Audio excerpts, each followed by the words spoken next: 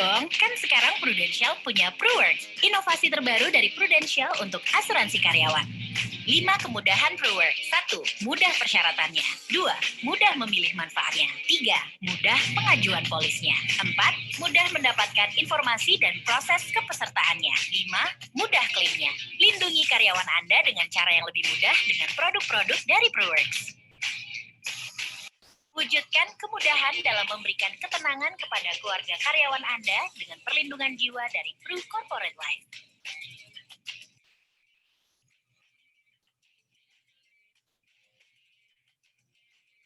Wujudkan kemudahan memberikan ketenangan dalam bekerja bagi karyawan Anda dengan perlindungan kecelakaan diri dari Pru Corporate Personal Accident.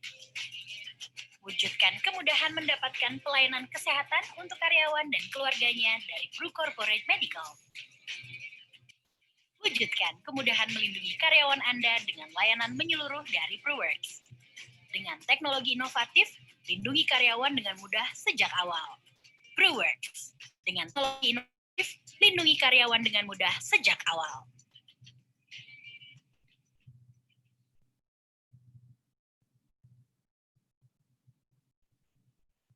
Okay, so hello, welcome everyone. Welcome to BritCham Indonesia Marketing Information Webinar in collaboration with Prudential Indonesia. Transformation starts with Change-Agile leaders. My name is Asti, I'm Defense Coordinator at BritCham Indonesia. We're very delighted to welcome our speakers for today. Jens Reis, the President Director of Prudential Indonesia. Nick Holder, the Chief Financial Officer of Prudential Indonesia, and of course, Professor Rhenald Kasali, PhD, the founder of Rumah Perubahan. Today's session will be moderated by Prof Rhenald, the Executive Director of BritCham Indonesia. And before we begin, allow me to explain the functionality of today's webinar. Please be informed that this webinar is being recorded, and we will be able to share a link with you when it's available after this webinar is completed. All participants will be muted to avoid background noises that may distract you from listening to this webinar, and also to enable our speakers to present without interruption.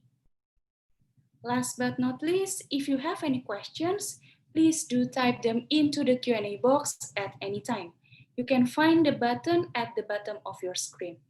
And we will have time for Q&A session at the end to answer your questions. Now, without further ado, I'm going to hand the screen over to Prof Rhenald, our Executive Director, to start today's webinar.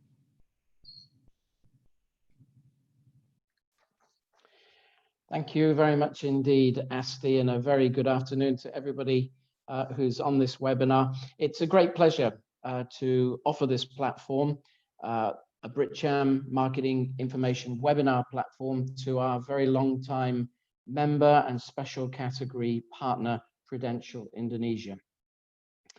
As far as this particular session goes, our objectives really are to cover two main things. Firstly, as a part of the purpose is to help people get the most out of life together, and with that, the introduction of the Prudential Group Insurance products, PRUWorks Life, PRUWorks Personal Accident, and PRUWorks Medical. This event aims to give a good insight and awareness to all participants that transformation starts with the leaders.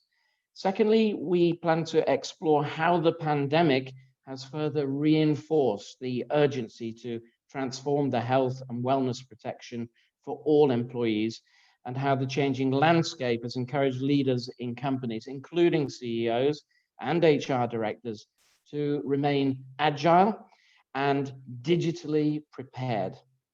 Just by way of a reminder, all participants on this particular webinar, on behalf of BritCham, will receive from Prudential Indonesia a 1-year free coverage for personal accident, with certain terms and conditions applying. But that's for all people on this particular webinar. With that, I'd just like to say that in about 10 or 15 minutes, I'll be joined in a chat with Professor Rhenald Kasali, who's the founder of Rumah Perubahan. But before that, I'd like to hand over this floor or webinar, so to speak, the screen maybe, to the President Director of PT Prudential Life Assurance Indonesia, Jens Reich, and his colleague, Nick Holder, CFO of PT Prudential Life Assurance, Prudential Indonesia. Over to you, Jens. Thank you so much, Chris. And from also on behalf of Prudential Indonesia, good afternoon to you all, ladies and gentlemen, distinguished guests. Thanks so much, Chris, for the introduction and also for co-hosting this event, for giving us the opportunity. And also, I think to my colleague, Nick Holder, whom I should also mention is not only part of Prudential, but actually also the Honorary Secretary of BritCham. So I think also not an unfamiliar face for at least many of the BritCham members who are also joining today. We just felt it is a relevant topic maybe for two, I think, big topics. One, of course, is we have COVID, and I all hope that you personally, but also your families and your companies which you are representing are doing fine, are still maneuvering as best possible and in a healthy way, in a good way through this COVID pandemic. On the other side, I think it is important to just reach out to all cooperation, to all people, maybe whether it's HR, whether it's management, to just, I think, explain a little bit the challenges in making sure or making extra sure, talking about safety, well-being, and that everybody basically is sufficiently and well protected. I think probably just to highlight a bit Prudential, I think Chris mentioned it, we carry a purpose. And if I just maybe share on the next slide, our purpose basically as Prudential, not only in Indonesia, but as a group operating throughout the world, is to help people get most out of life. And this is, of course, a very, I would say, a topic which relates to people, which relates to their health, to their well-being, to, of course, also, let's say, guiding and partnering them in a journey. And as much as we are an insurance company, our aspiration for Indonesia is to make Indonesians healthier and wealthier. And that is actually the main aspiration. So hopefully we are more than only a company paying claims and paying in the moment of truth, but truly also, let's say, assisting companies, assisting associations, assisting basically NGOs, and assisting families and individuals in Indonesia throughout the country to do basically good in a way that they are, let's say, having a peace of mind. I want to share that Prudential Indonesia is soon celebrating 25 years of its anniversary in Indonesia. On the 2nd of November is our big moment. And we also, I think, will further do some events and collaboration, of course, virtually best possible. But maybe let me share on the next slide just a little bit of the COVID impact we see so far after probably 7-8 months here in Indonesia. Of course, the first case was at the very end of February, or in the newspapers on the 1st of March. Most companies, I'm sure also colleagues who are joining here today, whether we had to all prepare, I think, working in a different setup, but also making sure that all employees, their families are being safe and well. So I think importantly, we arranged a very clear positioning that we are covering with all our products, basically COVID-19. And we were asked by the Ministry of Health to also be one of the insurance providers who are covering the volunteers in Wisma Atlet Kemayoran, which are also partly not only doctors and nurses, but also students coming from all over Indonesia, helping out in these times of crisis and serving and treating people. We also basically provided, as one of the first companies, a free COVID cover. This is basically an hospital cash plan. So everybody who is basically just activating this cover through a pulse, our apps, is basically being covered in that moment of truth, should he or she be hospitalized. And that's at least, I think, a commitment where we feel we will support, we can support people who have insurance and people who don't have insurance, who basically have a chance to just activate it. And like many companies, we of course also try to support Indonesia, especially the medical society, with basically equipment. We also supported many rapid tests in a couple of cities. Of course, now it's all swing to swab tests. And I think like many companies, and that's maybe also the relevant topic for today, this innovation, maybe I call it forced innovation, maybe I call it COVID-triggered innovation, which I think has touched many of the companies and managements and staff in a similar way. So I'm guessing, let's say, not only the agile way of working, but actually making transformation happening. So this working from home, even I can share Prudential, we have 1,900 staff in 23 cities. It was not so easy, but actually today, if I look back, it's quite an achievement to be able to operate and run and still service all of our customers and partners, and it is working. So if you ask me maybe a year ago, I would not have easily imagined it, but it is important that I think the way of working, the agile methodology on how we manage innovation, which I think later I can maybe say Professor Rhenald Kasali, who is of course a well-known personality in Indonesia. He is a professor, not only on the academic side, but I think also with his Rumah Berubaan, I think an enterprise, a social entrepreneur, I think a leader who not only writes many books, but I can say he's also, I may share this openly, our independent commissioner. So actually with our board and with our commissioners, we went through this together to make sure that we are future ready. And maybe the next slide, I just want to share, again, not only talking about insurance, but I think the next is making Indonesians healthier and wealthier and providing access. So we actually here created, this is group-wide across the world, a Pulse apps, which is basically an AI featured and triggered apps for health, for wellness, for lifestyle, for activity, but also let's say here in Indonesia, we added our services. So if basically our customers, our policyholders or Pulse users wishes needed to go to hospitals, needed to have medical assistance, they have a choice to do this virtually. They have a choice to do virtually and basically admission to a hospital, have a hospital finder. We have basically now online medical delivery to the home in most of the cities. And I think we will, of course, it's a start, but we have now already 3 million downloads. We have 1 million active users. And I think that's actually a little bit our proof point, if I may say, together with our partners like OFO, Tokopedia, Halodoc, or Babylon.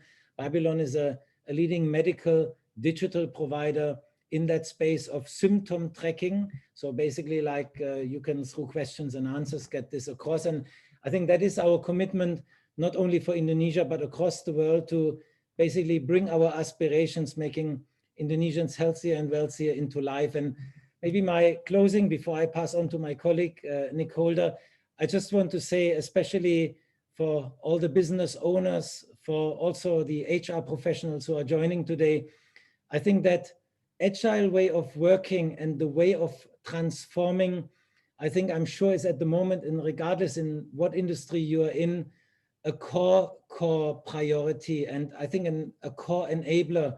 And I can say we are also, of course, still in Prudential work in progress to make sure that this is all happening. But I really encourage, I think all of you, I think that there's probably not one way, but I think the agile way of transforming is, I think, a great tool, capability, and enabler to empower and trigger basically a speeded but also well integrated way of working to bring innovations into life. And I'm sure that later Professor Rhenald Kasali can share a lot about his observation of disruption and how to manage in these times, and his recommendation to management and to all of us who are joining this webinar today. So from my side, thank you very much for joining. And Chris, thanks again for the opportunity to connect. And I'll just maybe pass on to my colleague, Nick Holder, who is also a UK citizen, so a more authentic UK chamber representative. Thanks very much, Jens. Thank you, Chris, also for the introduction. Great to be here today. I don't want to take up too much people's time because I know very much that Professor Rhenald Kasali will be the highlight of the agenda today. If we can just go to the next slide, though, I just very briefly wanted to introduce everyone very quickly to PRUWorks. PRUWorks is a new product from Prudential in Indonesia. We haven't actually sold this coverage before here. And when we set out to create it, we were very mindful of the modern world and how people are generally short of time. They don't want to spend time on administration, but they do want to look after their staff and employees and keep them in the best possible health and to keep them connected and engaged and motivated with their employer.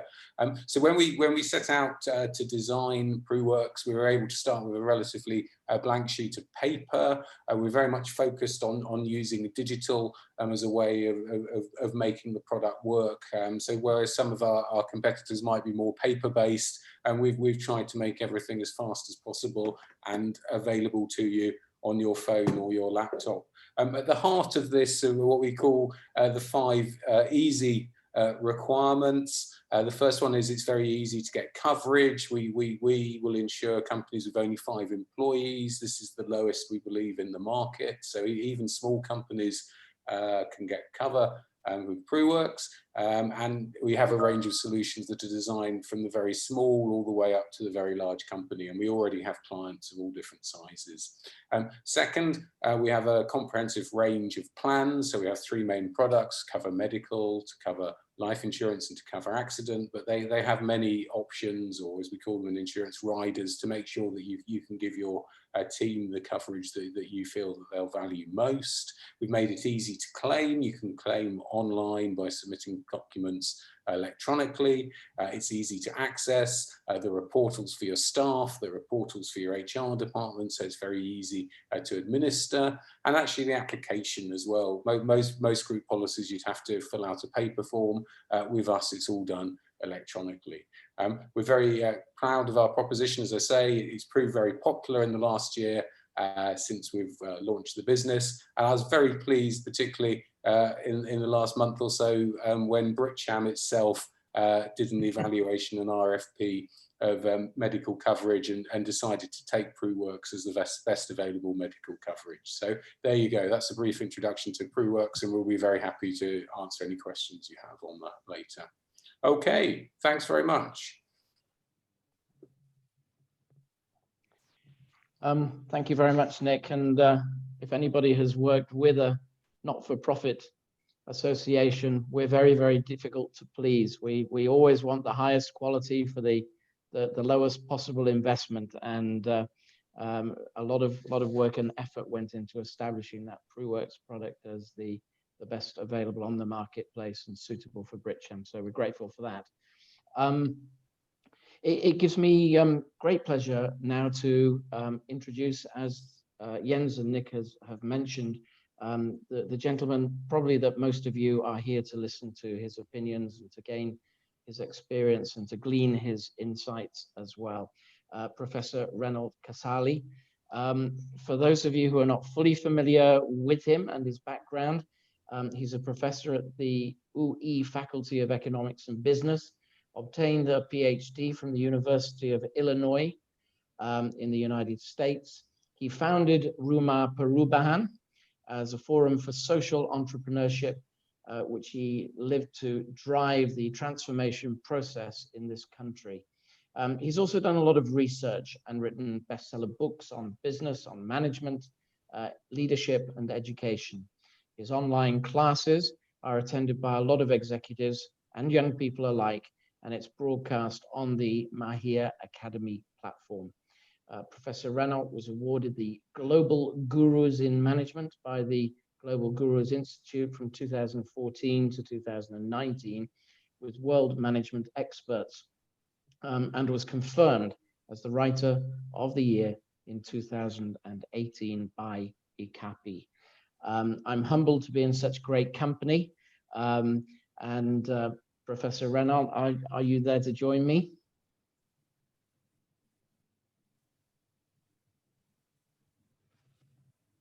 While we're just waiting to get the professor online, I'd like to say that we've had some great questions sent in advance. Thank you very much for those. There are well over 100 people tuned into this particular webinar, but we will take questions from you. Please use the box at the bottom of your screen. We'll try to get through as many as we can in due course. If we can't get through all of them, then please accept our apologies in advance. Professor Rhenald, thank you very much for joining the British Chamber of Commerce and Prudential Indonesia this afternoon. I'd like to get straight into the questions because we've got so many of them, Professor. And I know that you've got very, very specific opinions to share in response. How significant do you think the pandemic has made the C-suite realize the importance of having agile leadership? And really, from my side, as somebody that leads an organization that I mentioned as a not-for-profit, but BritCham, through its membership, has small companies, medium-sized companies, and large international conglomerates. So do you see the importance as happening with only the big and the multinational companies, or do you see it also happening among the smaller companies or even the startups? Well, thank you very much, Pak Ren and Pak James, Pak Nick, and friends. The pandemic actually is an enforced digital. Yeah, everybody agree with that. Yeah, like this meeting. If there is no pandemic, I think we can meet each other physically in a room, so we can talk. Everybody come to see the presentation directly. But because of the pandemic, then we use the technology. Yeah. In fact, the technology already there for many years, yes, at least 5 years maybe already been there. But then people don't use it. Why? Because there is no problem that to visit and to see each other directly, yeah, to do the presentation in front of the audience physically. But today, it's not only the presentations, but also business meetings and some other things. So the difference between the big multinationals and the small one is the competition. Yeah, and you know that now we face the unseen competition actually from the platform, from the technological company. Suddenly they extend, they enlarge the services. Yeah, they shift the services from their main business area to the other area and some other things. And suddenly we see that the competition, our competitor is not the one that we know traditionally. Yeah, so because of the force of the competitions, actually, the small company that the so-called startup now becoming bigger and bigger, and they collaborate actually with the traditional company. Yeah, they collaborate. And then we as like Prudential, the same, we also collaborate with the startups. We cannot do our business standalone. Don't pay attention on the ecosystem. The ecosystem has changed. And I believe now the C company, I mean, what you call it, C-suites company, that the C-level in the multinationals, yeah, no pay attention on it. So agility is very important, and people, I mean, the companies now becoming aware of the competition, of the change of the technology, yeah, and in order to face the new competition, we need to use the technology, and the proof of the technology is the agile. Yeah, whether your company has an agile principle or not, yeah, agile manners in your structure, in your process, in the people, yeah, and some other area, especially the intangible one, like culture, dynamic capabilities, and some other things. Thank you very much, Professor. I think everybody would agree with you that these particular times where the environment is changing very, very quickly, it does need agile leaders to be able to go through this process of adaptation. I just wonder whether you have any data that can perhaps corroborate just how significant the relationship is between having agile leaders within a company and also growing that company's revenue. Yeah, there was a study by McKinsey. This study is published in the March of 2020, yeah, by McKinsey and Company.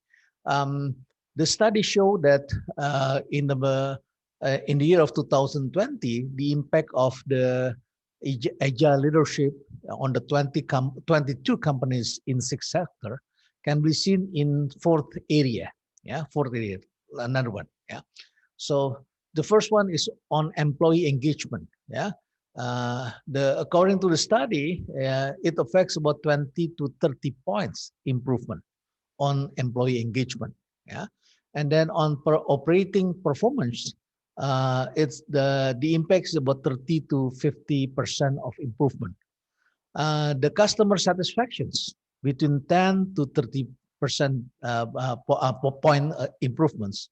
And the last one is not easy to calculate because the financial performance is affected by many factors, not only by agile leadership. Yeah, but the researcher from McKinsey believe that it affects about 20 to 30 points of improvement comparing to the previous year.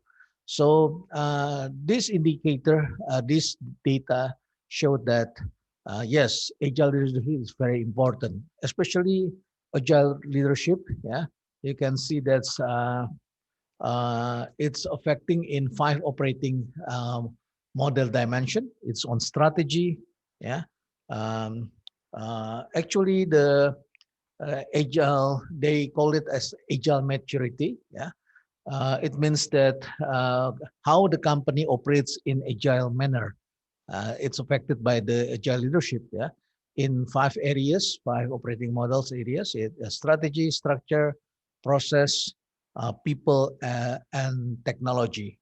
The impact can be seen directly on the way on the how the company do the transformation. Yeah, if they have agile leadership, agile culture, and some other things, then it becomes more easily for the company to transform its organization, especially when they force with the sudden change like the pandemic that already been about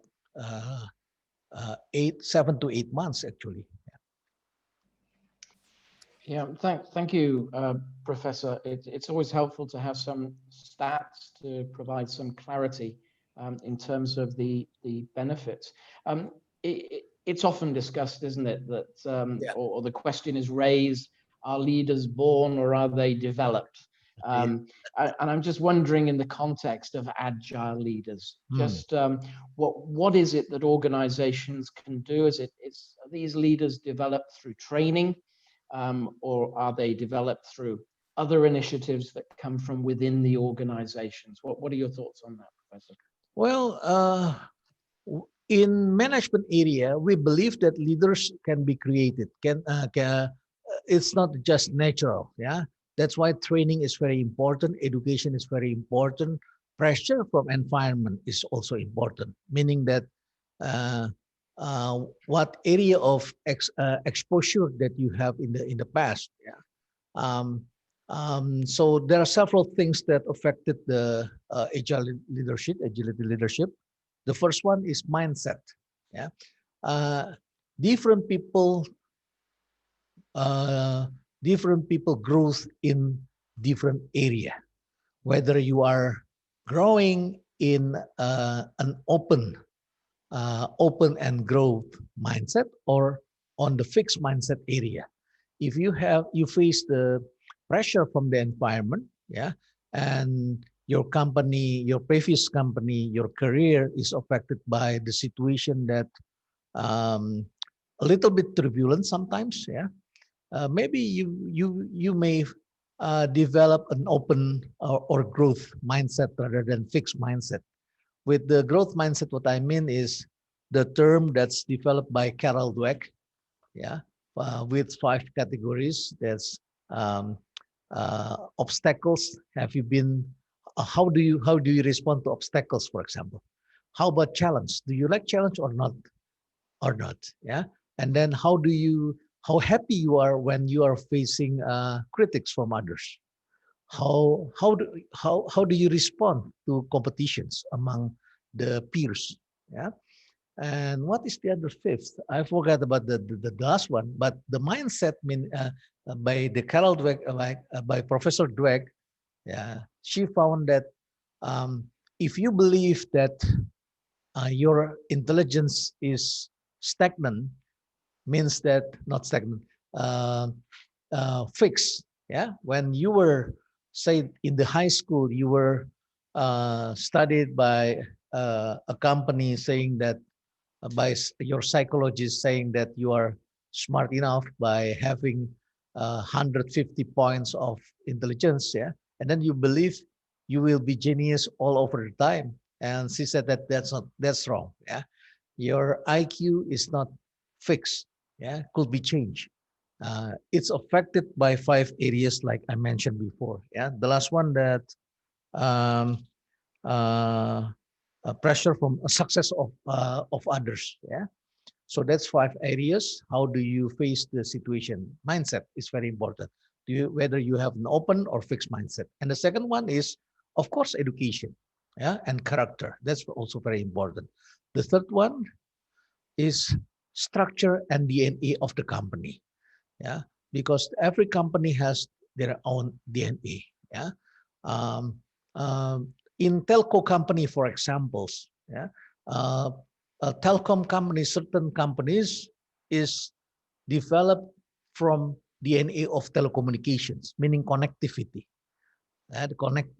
connection between one area to the other area. But then it comes another company, say like in India, operating of telecom, but they are platform already from the beginning. The DNA is from platform. And then there is new company in Japan, Rakuten.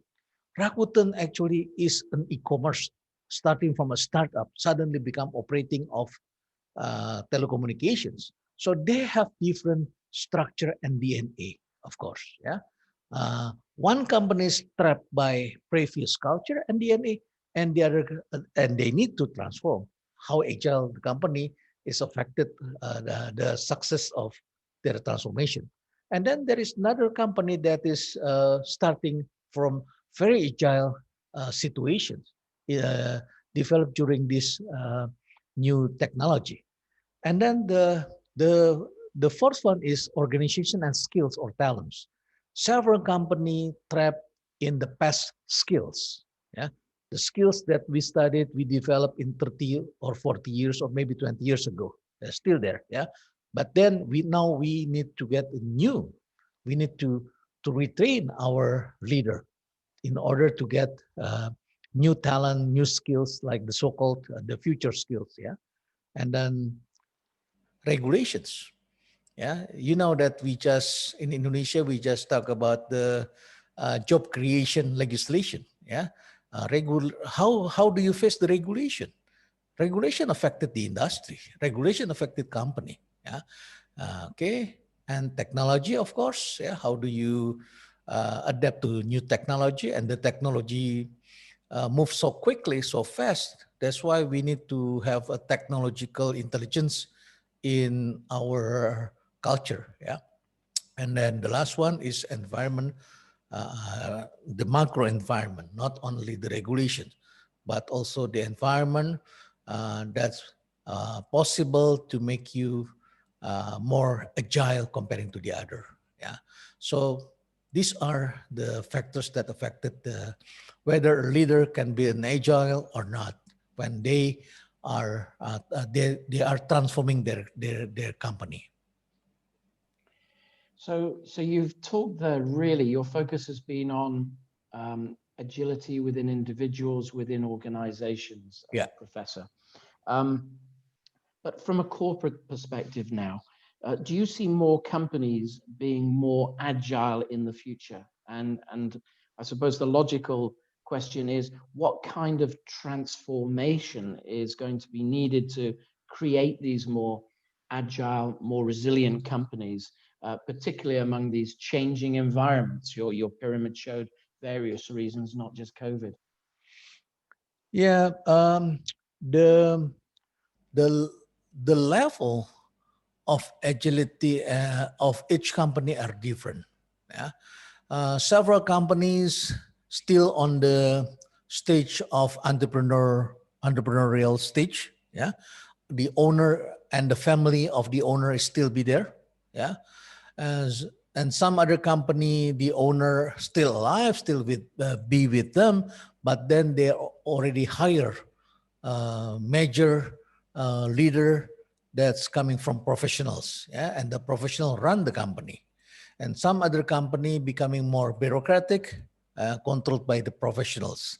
On the other hand, um, the level is also influenced by the way the company invests in the past. You know that in the 3.0 type of the company, industry type of the company, industry 3.0, yeah, the investment actually heavy on fixed assets, yeah. But comparing to the new and more agile company, they more invest on operating expenditure comparing to the previous one, the capital expenditure. For this company, sometimes it's not easy to transform because they are trapped by the investment they did it. Yeah, so the transformation can be seen like this one, Pak. Yeah? So you can see that the traditional company actually they used to control, yeah, to control.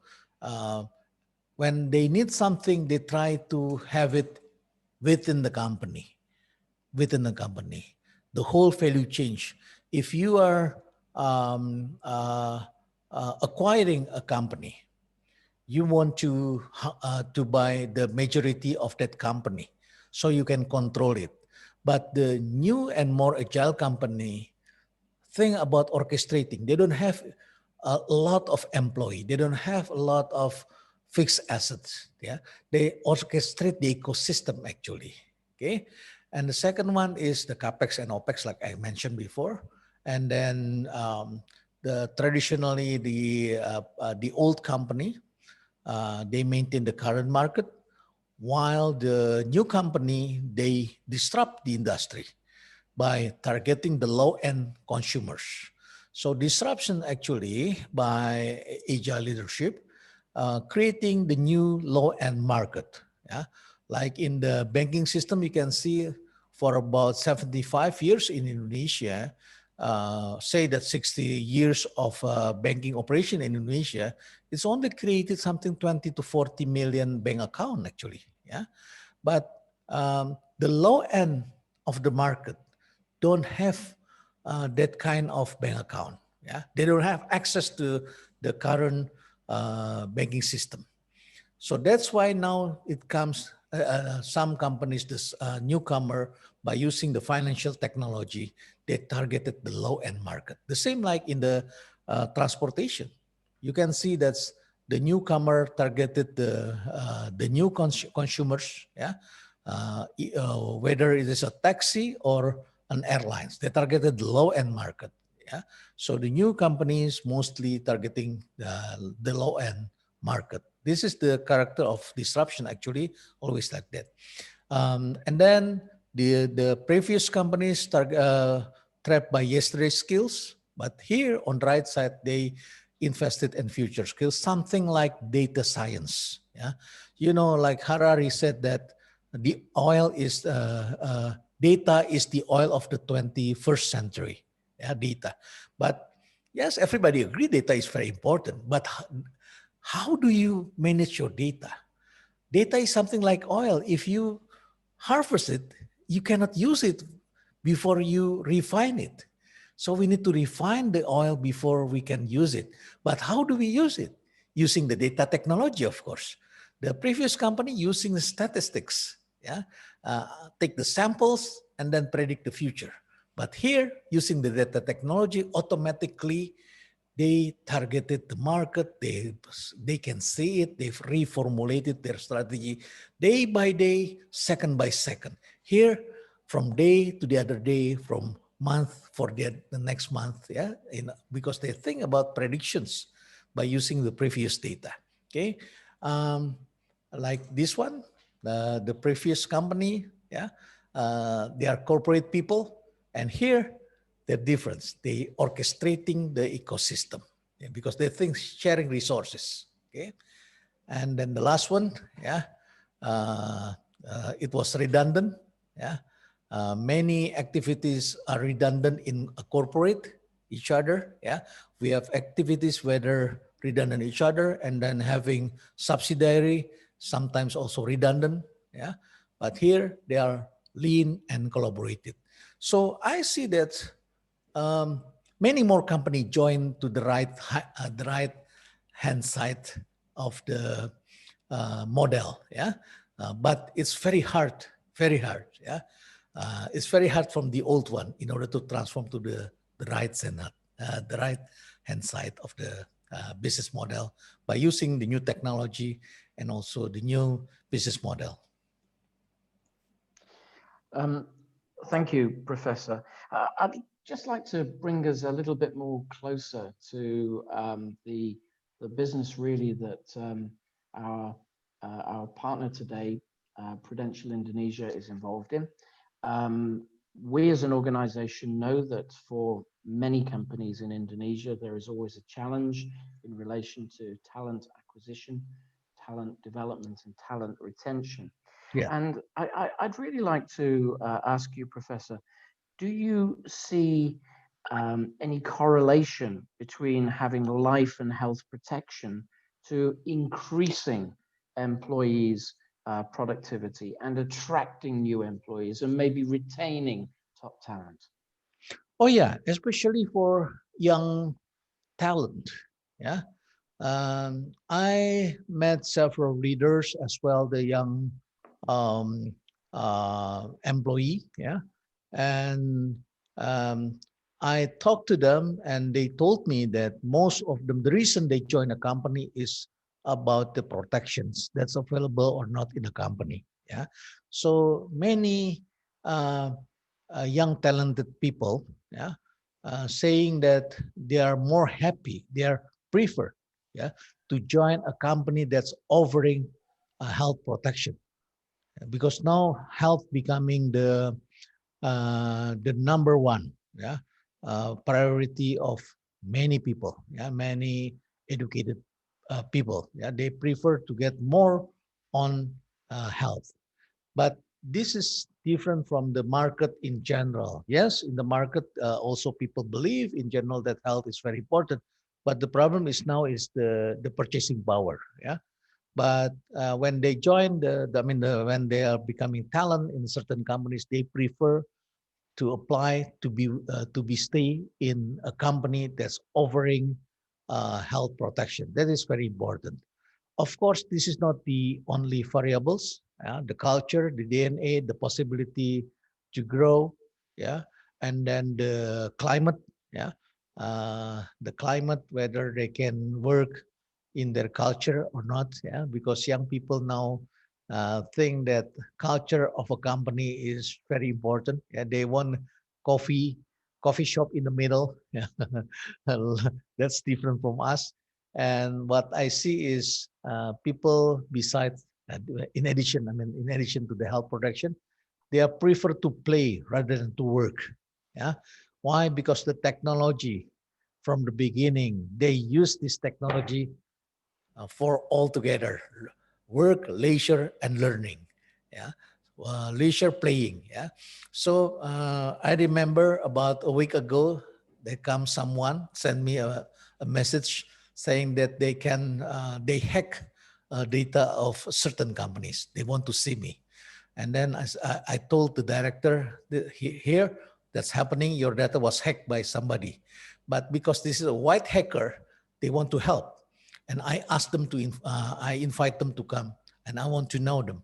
At the beginning, the directors of the company think, yeah, that the person that hacked the company was a tiger, a lion, a big lion. Yeah, they really worried about it. But when they came, I mean, this person who texted me come, and I realized that just a kid actually. Yeah, just a kid with catch. Yeah, informal dress, yeah, not like us. Yeah, very informal. They came like a player, and they told me that you have a very good, talented IT people work as a cybersecurity manager. Yes, we agree, but they work. In fact, we hacker are not working; we are playing. Labor employee, yeah, work 8 to 5, 8 to 5. At 5 o'clock, they're going home. Okay, that's normal. Yeah, very serious in your office. But we start to play at 9 p.m. while you are sleeping.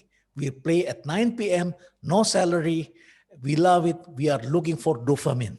Yeah, of happiness. Yeah, um, and then we never stop until we get it. Until we get into your company. Yeah, they penetrate our system. So after a meeting with those people, I believe that playing now, those who create a playing culture, yeah, in addition to a certain target, yeah, agility and health protection, yeah, could be very strategic things that influence the performance of organization. Professor, it sounds like the likes of you and I were perhaps born or should have been born a few decades later. Yeah, That's so true. we could have had a more playful environment to work in. Yeah. Unfortunately, we were so serious in pursuing our career. Indeed. As you mentioned, health is on everybody's mind at the moment. Every item of news mentions the pandemic, and it's impossible to not be aware of the potential implications of what's going on. So clearly there is a need for better protection for employees. And as you've mentioned, there's a lot of incentive for companies to take that approach. But any guidance to companies as to how they should respond to this, the fact that health is up front and center all the time in the news and in people's considerations, whether they're single, whether they're married, whether they're family people, whoever. Yeah, I think first of all, health becoming the first priority right now. Yeah, so the company need to send signals that they have the same level of priority that also be the priority of their employee. That's very important to send that signal. How? First, send any news, any information, possible things that's possible help your employee. If there is a priority employee that you need to protect because they're working on a high risk area, I think company need to send vitamins and some other things that needed by the employee. Yeah. The second one, of course, we need to be more flexible in working hour target. So survival is very important right now. Yeah, survival is number one priority. So send those signals to our talent. Yeah, that's very important. And then later on is give them the protection. Yeah, improving the protection, the value of the protection, the service of that protection. Even though now we have that kind of protection, now we are worried to go to hospital. Yeah, say that you want to visit your dentist. Yeah, the dentist use already the level 3 of protection. What you call it, the hazmat. Yeah, level 3 actually. Yeah, 3 pieces. Yeah, yesterday I met my doctor. She said that now the patients is only about 10% of all patients that coming. Only 10%. The rest 90% worried. They don't want to come, even though we open the dentist. Yeah, but they only 10% want to use it, even though they have the protection, even though the insurance pay for them. Yeah, 90% don't use it in this situation. Yes, for the telemedicine, that's possible if you have emergency asking questions a simple one. But if you need to get surgery and also some other things like you go to dentist, you have to go to the doctor. Yeah. So in this case, yes, you have to give extra service actually. I went to my hospital, to the dentist, to the hospital. I used my protections, my insurance, because the insurance company providing what you call it, um, um, a person in charge in the hospital. Yeah. So rather than waiting on the queue, they did it the administration things. Yeah, fill in the papers, informations before I came in. So when I came there, I don't need to be on the queue. I don't need to be doing the administrative things. They give the service to us. Okay. And then when we met the doctor, they set the schedule already. It helps a lot, especially for those who doesn't have much time and some other things. This is not against the regulation, against the politeness, yeah, but that's what people need to be in on the right time rather than just waiting on the room. Yeah, meet people. People are phobia right now on the crowd, on the waiting room. Yeah, they want to go directly to the doctor, meet the right doctor, and we need that kind of service. So protection is not standalone. It's not just numbers or not just a police, but I think that's more than that is service, yeah, and understanding. And I think you're very, very clear on that, companies should provide protection. Employees are screaming out for being looked after in that way. Yeah. Have you got any guidance for companies, though, Professor, in terms of what is the essential type of protection that every company should at least have for their employees? Yeah, first of all, of course, the leadership of the company. Yeah, the leadership is very important. You know that insurance company is also fragile during this day. Yeah, fragile. Some insurance company going bankrupt, even though we pay the premium already, and suddenly they bankrupt. For some people who get insurance for retirement, for example, and when they need the money and then the company get bankrupt. So number one, you need to see the leadership and the governance of the company. Yeah, do they manage it carefully or not? How do the profile of the leaders, directors, the boards, and some other things? Yeah. The second one is the financial structure of that company. Yeah. I know the company, something like is appreciated, is respected in Indonesia. That's because people know the financial structure of the company is managed carefully, and they have strong financial performance. Yeah, and they have a good performance, good corporate governance. Yeah, uh, so they targeted well, using the money very well. That's very important. So um, understanding the structure of the company is very important. Okay, and the other one is about how do they manage the complaint. Yeah, is the complaint number is high or not? That's very also important. So the reputation of the company, I believe, is number one. Reputation, leadership, governance. That's number one. Thank you. You talked right at the very beginning about COVID. The current situation has forced digitization, Yeah. on business, Professor. Yes. There's no doubt about that. Whatever business anybody is in, to some extent. Do you think that there is a limit on just how advanced companies need to get in terms of their transformation into digitization? Yeah, there is a limit, of course. Yeah, because technology is a double-edged sword. Yeah, so it can help you, but also can kill you.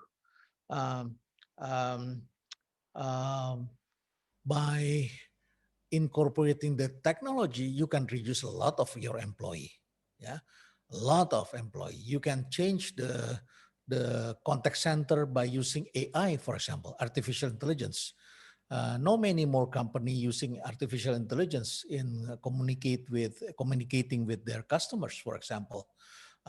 And then they can ask you, discuss with you, and surprisingly, people are more happier surfaced by the machine rather than by a person.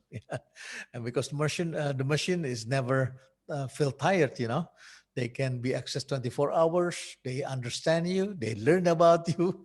And for a male, the machine understand you're male, or you are more likely to be assisted by female, for example. Yeah, they understand you. They learn about you by using artificial intelligence. The same like when a male is preferred to be served by a male, they also can do that, as if they are male, something like that. Yeah.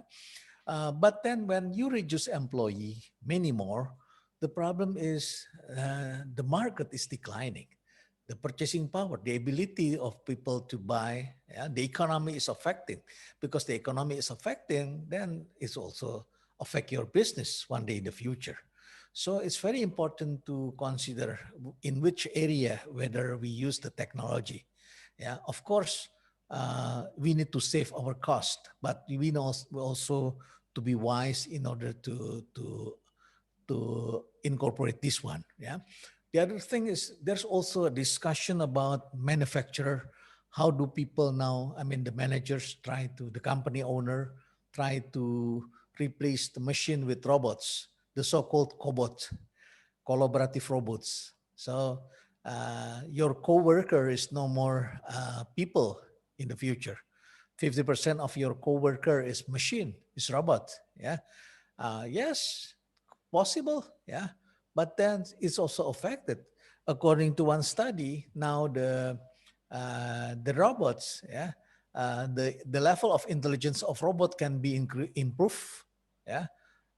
And it will be very dangerous for the future when they can, because the machine learning, because they learn, and then one day the robot could have awareness, having self-awareness, and then they suddenly realize they are more uh, uh, more having more power, than human. Okay, that's very dangerous when the machine having that kind of awareness. Yeah, that's why some say that it's very important now, to create a button, how to kill a robot, because robot in the future can born another robot. They can create robot. Robot may create robots. Yeah, it's very dangerous when the story that we saw it in a movie, the science fiction movie, that's possible could happen in the future. So people need to reconsider before they apply it. Reconsider about the structure of the population in one country comparing to the other country. In some Western country, you faced declining in labor force, deficit demography. But here in Indonesia, you will face a surplus of demography, a lot of labor. So when we incorporate 5G, another 2 years or 3 years maybe, possible 5G could be here in another 2 years, say that you want to have a self-driving car. In fact, many people need a job to be a driver. In Western societies, in developed countries, in Japan, in Korea, in America, in the UK, you need to be very rich to have a driver, personal driver. But here, most executives using driver. Becoming a driver is a good job actually for people, because we have a lot of populations. But if we replace it with the technology, possible it's safer according to the study, but then affected the economy in the future. So we need to reconsider. Wise is very important. You cannot make every country the same. Context, understanding context is very important. Thank you. I was smiling when you mentioned self-driving cars, Professor. I was just imagining the streets of Sudirman and self-driving motorbikes. Could you imagine that one? Yeah, If we think we experience chaos now. yeah. I'd like to take this opportunity, if I may, because we've moved on to the subject of digitization. And we've covered change quite a lot, and there are some questions that have come in. One in particular, and I hope I'm understanding what you've asked correctly, Anyok, really asking about what happens in the case where a leader is perhaps not able to embrace change in a manner that's consistent with the company's established culture. What would your suggestions or thoughts be about that? Sorry, can you say again, please? Yeah, where you've got an organization Yeah. that's embarked on change, and you've got a leader trying to implement change, but perhaps it's without due respect to a company's established culture. Oh, yeah. Well, it will be damage the transformation. Yeah. So understanding and knowing the culture is very important. Yeah. The soft side. We as engineer, we as financial people, mostly having more belief on tangible things. Yeah. If you have background, say in numbers, accounting, and some other things, you know that most of the things that we can calculate, we can put on the financial report is numbers that coming from the tangible things. Yeah, the things something like when you spend 1 billion or 2 billion rupiah to send your people to study, to get a PhD, to get master degree, or to train them in some other countries, you you put on the balance sheet, you put on the financial report as a cost, but the benefit, the value of the people, the intangibles one, cannot be calculated in the financial report. So most people in accounting believe in tangible things, and most people in engineering believe, yeah, in tangible things, while DNA or culture is something that's intangible. What I mean with intangible is you cannot touch it, you cannot feel it, you cannot see it, but you can feel it. You can feel it. And culture is about bonding. Um, the culture that we mean is something that need to be recreated rather than just replace it, rather than just uh, change the technology and some other things, moving people. We need to understand the corporate culture. We need to understand the local culture. We need to understand the macro culture.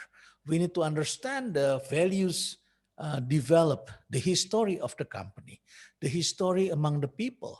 Yeah, we need to know a lot of things in doing transactions, some other things. Yeah, so if you don't understand it and then you just incorporate something that you bring from your headquarters in Japan, in Korea, in it works in the Western societies, but possibly couldn't work. You need to adjust a little bit, because in a culture we are not only thinking about general culture. We consider also subculture. In every single culture, there is also subculture. If you go to the police station, for example, yeah, the police department, you can see that some police focusing on the on the crimes, yeah, police for crimes, for handling crimes. The culture of this kind of service is different from the those who handle the traffic, yeah, those who handle the drugs, for example, are different subculture among these people, yeah, among this sub-organization, also affecting the culture of the whole. So if a leader coming to an institution, they just transform it by bringing the technology directly, bringing the financial report targeted without considering any culture, I think you will be failed. You will be failed. Yeah, you need to pay attention on it, understand it, and then how do we solve? How do we set the steps in order to change. So you really moving us on to a subject that is touched on by a number of our questions, actually, Professor Rhenald, and that is that, you know, we do not naturally embrace sudden and significant change as human beings. And we accept that what has happened since, let's say, February and March this year, it's all been very, very sudden. The need to accept a different way of doing almost everything in our lives has been very, very sudden. So there has been a shock to the system. And if I just sort of crystallize this in the question from Alberta Sukandarti, who's the GM of HR at PT MAP Active Adi Perkasa, how do you manage the culture shock for the transformation into agility, which is inevitable and needed? Well, actually, some people are not ready with it. If that's happened only the shock for several people, several leaders, we can do the coaching system. Yeah. Now, coach is very familiar among the HR people. Yeah, coaching is very, most HR leader, HR directors understand and familiar with the term of coaching. Coaching is very important in this area, yeah, culture shock.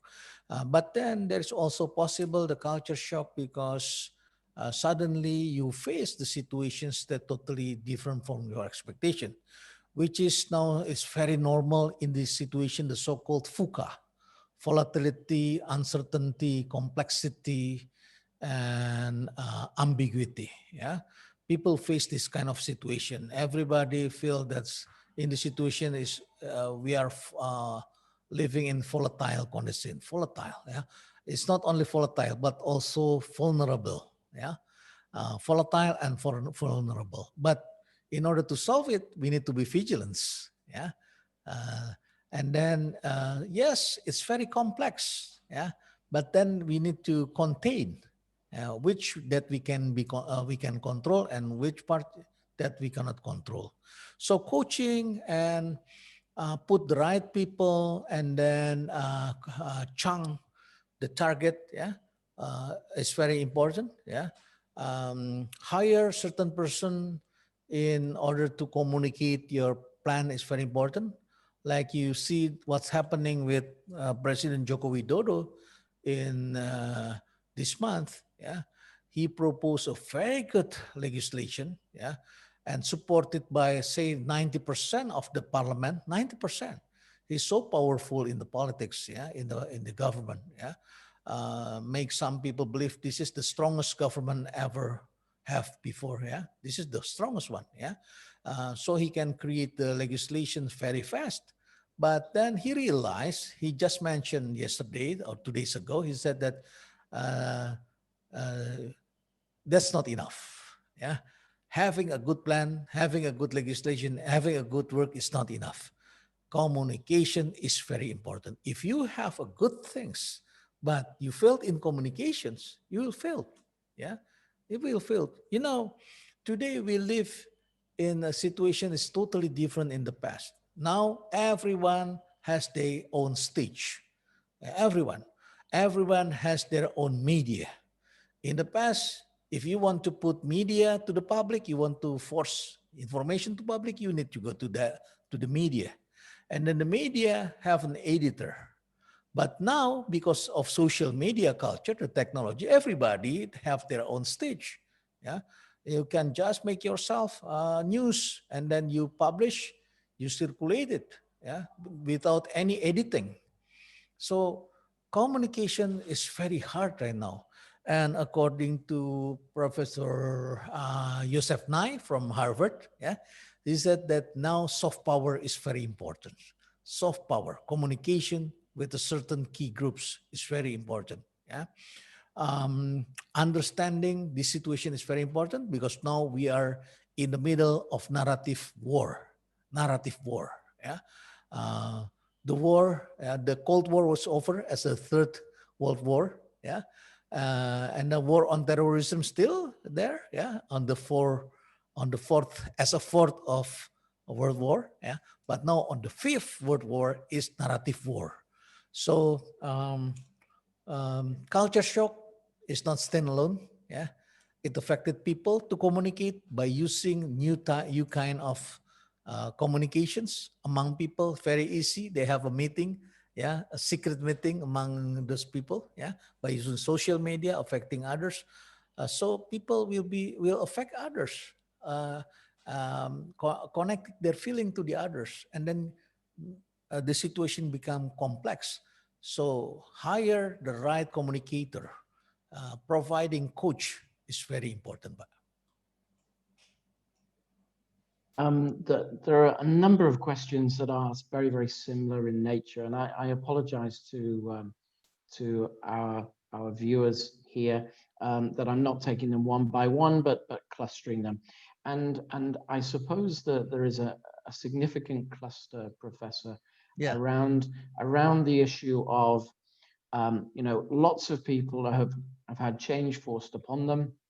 Many people are being asked to take, in some cases, alternative working conditions, alternative compensations, working from home, trapped, if I may use that word, in abnormal environments with the families in close confines, doing online schooling for children and so on.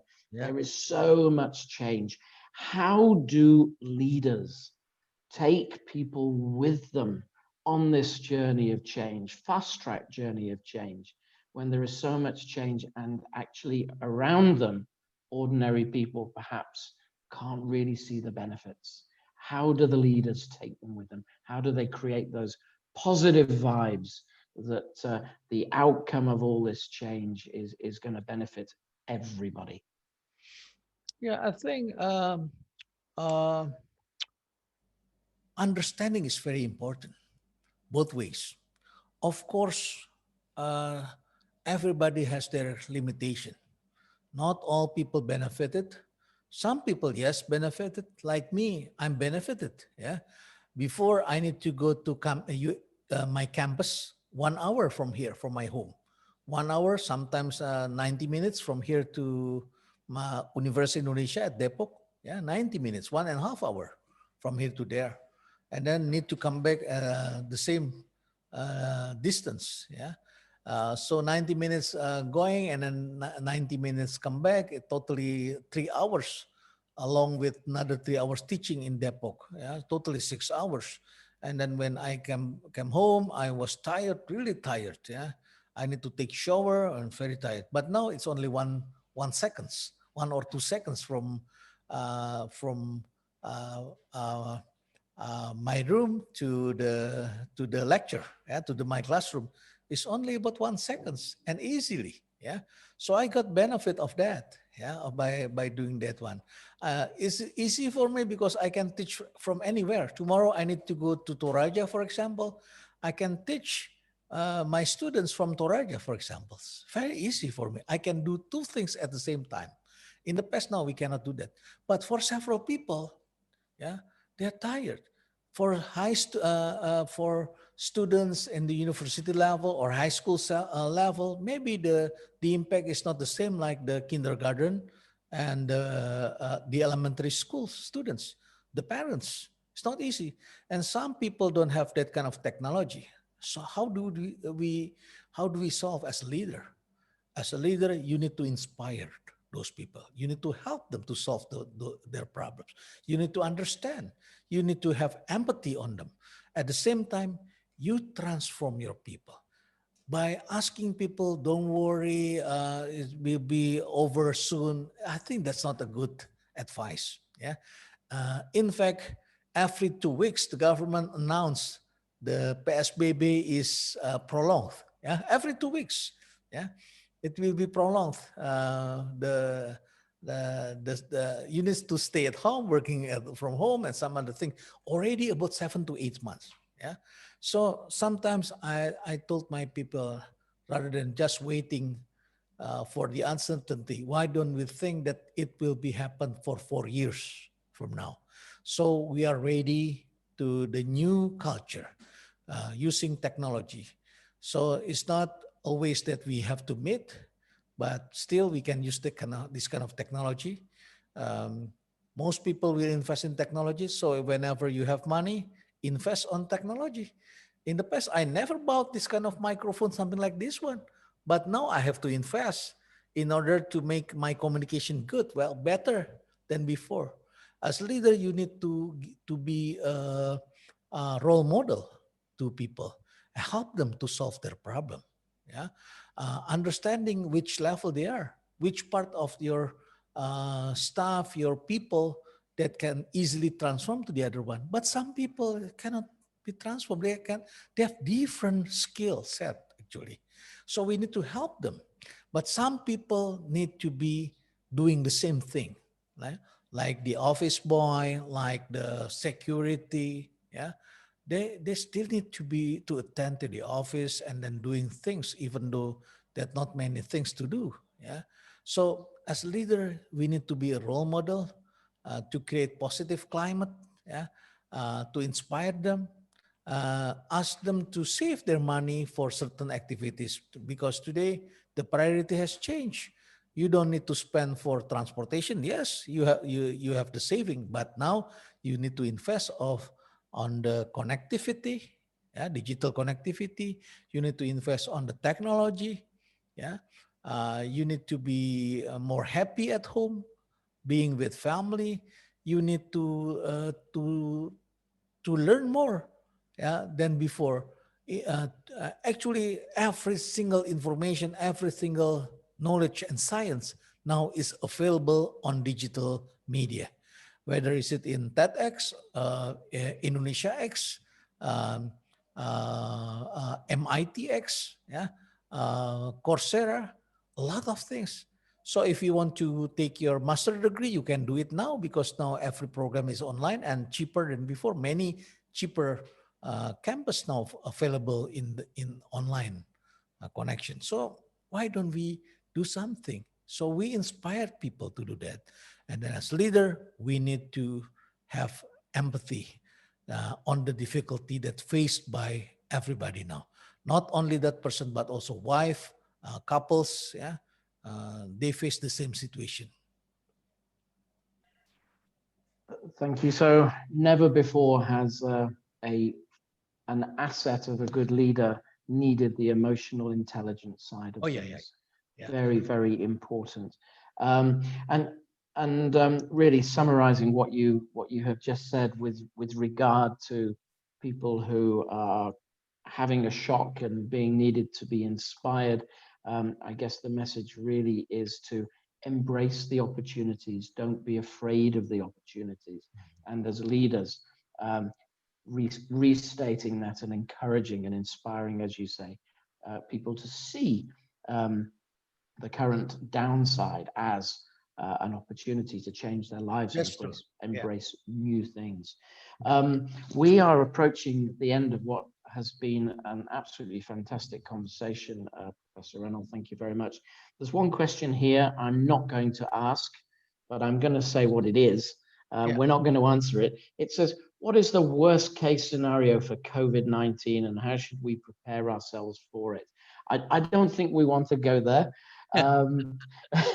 Instead, I'd like to focus on the first question that came in from one of our viewers earlier, and that is, what happens next after COVID in terms of leadership style?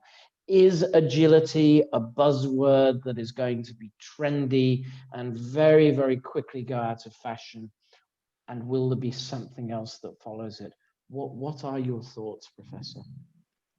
Yeah, agility is only the expression of the leadership. That's true. Yeah, but in general, we need to adapt the so-called digital leadership. Yeah, company has become transformed mostly on platform. Yeah, transportation becoming software, technology becoming software, everything becoming software, and the software possible create a company to be platform rather than be a physical company, a physical office like we know before. Yeah. So in the platform economy, people collaborate each other, focusing on their certain area, and then the leader, the manager, now becoming orchestrator rather than become a controller, rather than become a director. They become orchestrator. As an orchestrator, actually, they orchestrate the ecosystem, and everybody need to understand more on the ecosystem.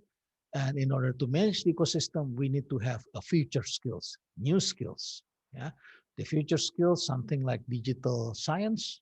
Yeah, the data science. Yeah, data science is not just a statistics. In statistics, you use sample, you predict the future by using the past data. But by that, the sense I mentioned before, that you use data technology with mathematics and statistics, yeah, and also the business process and the business understanding, that in order to solve your problems. So by having future skills, you transform your employee, your culture, your DNA to be new DNA, to be platforms DNA. And the futures, the keywords is platform, digital leadership.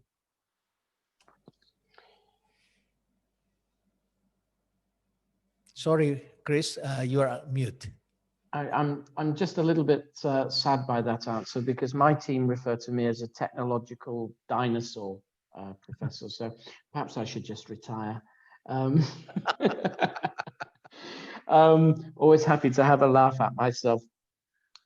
It's been an absolute pleasure for myself, and I'm sure for the 130 odd or more participants that have joined us today for this marketing information webinar.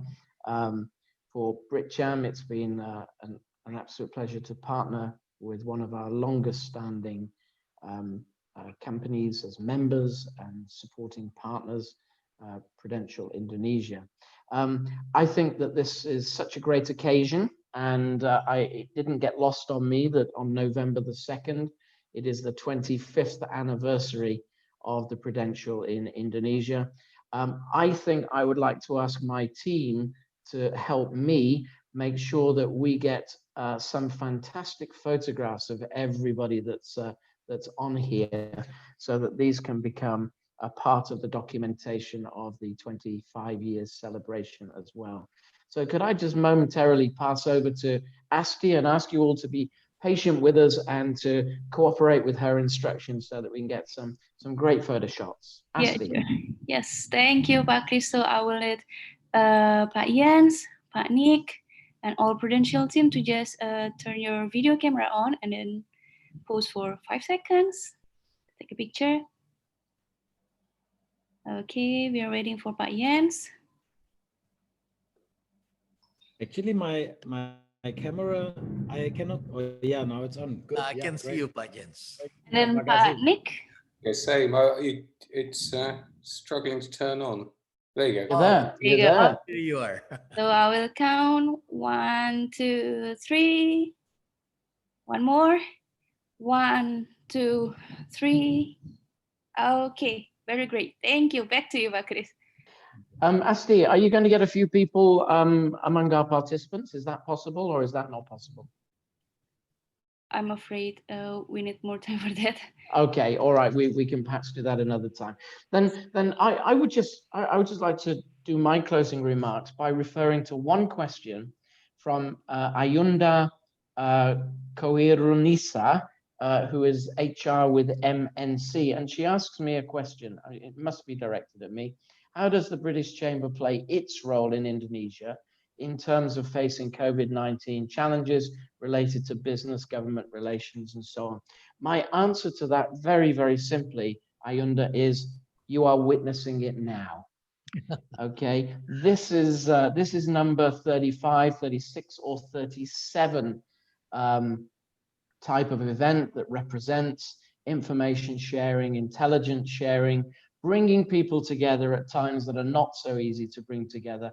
And if we take on board Professor Rhenald's guidance, we are embracing the opportunities. We have been a chamber that has built our reputation of being the most active international chamber in Jakarta by having 60-odd physical events a year, which we just haven't been able to do this year.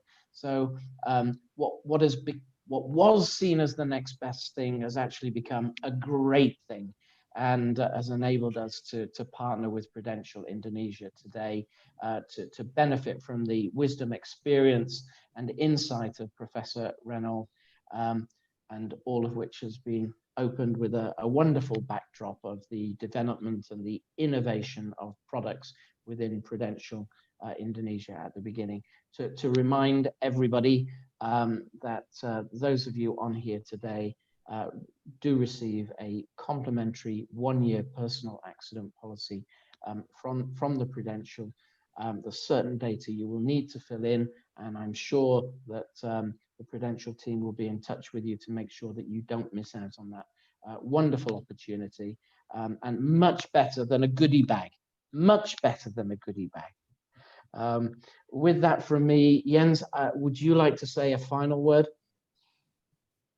Well, thank you very much, Chris. And again, I think Professor Rhenald Kasali, terima kasih banyak. Thank you so much for your sharing. Always very interesting and insightful to listen to you. And Chris, also thank you for being a great moderator and asking, I think, a very wide angle, I think, of subjects which are relevant to, I think, not only HR professionals, but all of us from the business world, wherever we come from. And I think, again, on behalf of Prudential, I want to thank everybody who took the time and I think joined today's webinar, and wish you all luck. I think that we all, as a business and also as people and as communities, can manage transformation best possible, embrace agile, also staying healthy and happy. I think regardless how old you are, Chris, right? It's important keep a positive spin and keep a good optimism. Eh? Thank you very much. Thank you very much. To everybody, thanks for joining us. And we'll all be very, very interested in any feedback that you have. And I hope that the questions have raised, the answers to the questions have raised many, many more questions, and perhaps Prudential and BritCham can continue this and perhaps make a series of it. How about that? Okay. Bye-bye, everybody. Thank you, Chris. Thanks very much.